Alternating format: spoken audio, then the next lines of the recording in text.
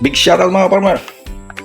Musta kaya for today's video? Mabilis lang tayo. Magagawa tayo ulit na ating ginataang gabi. Okay.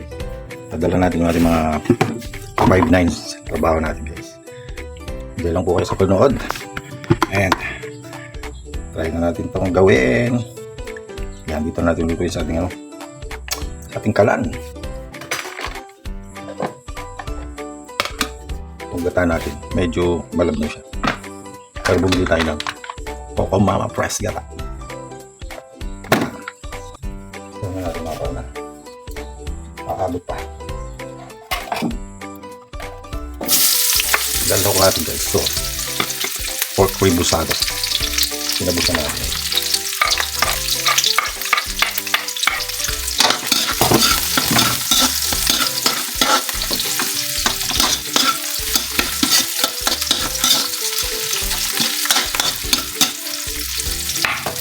Siyempre, meron tayong sili. Mga sili, talagyan natin ng buo. Tignan natin ang tignan.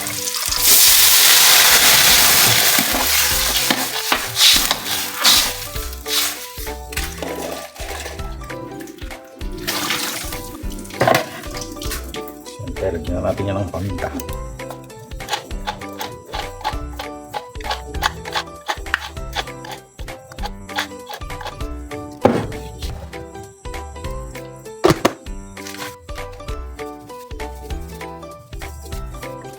Ayan. Mamaya natin add tayo ng Coco Mama. Alright. Yung ating pork, hindi natin ginisa. Malutong yun.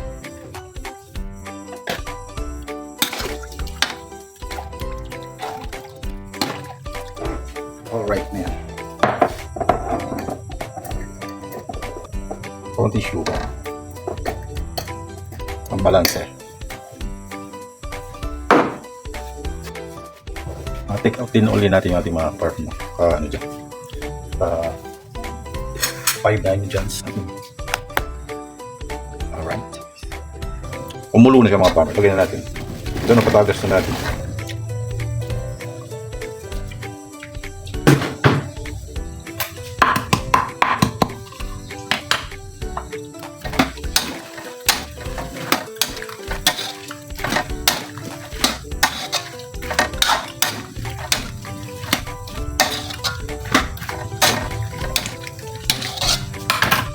Bilisan lang natin tayo.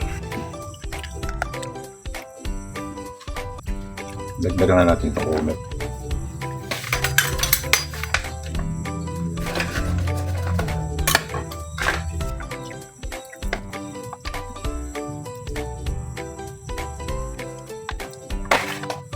Nilagyan natin yung dahon mamaya. Kumulo. Okay na.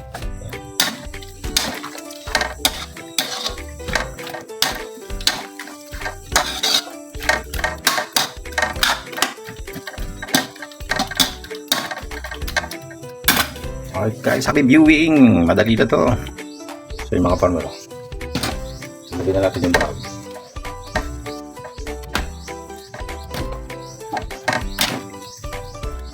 Para maluto na siya.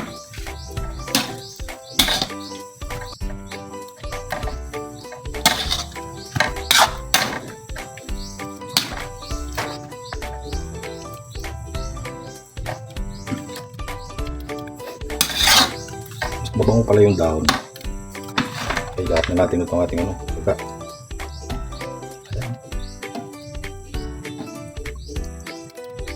Hindi lahat na natin.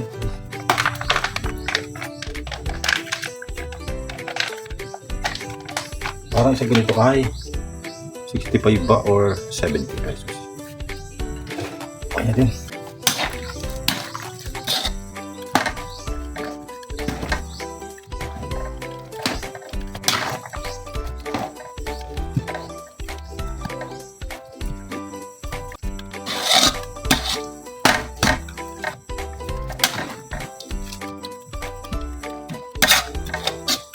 Sakto lang, lapot. Sabaw pa.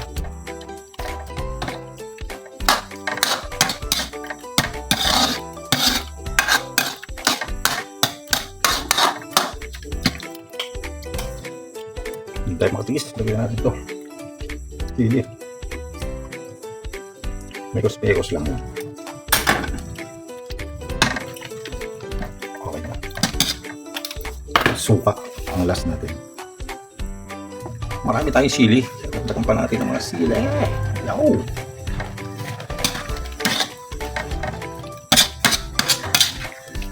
Hindi man manghang yan dahil hindi natin pinirat yung sili. So, yung gusto na manghang, piratin na lang.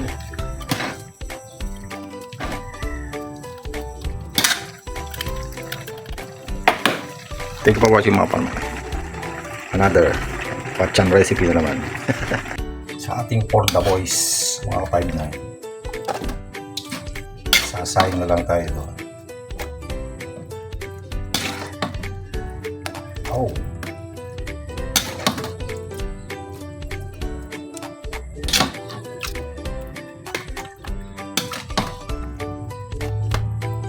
Almost kalahati pala.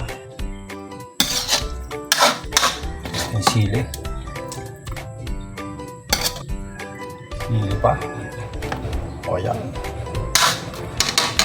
Ilagay ko na may hindi pa. Oh.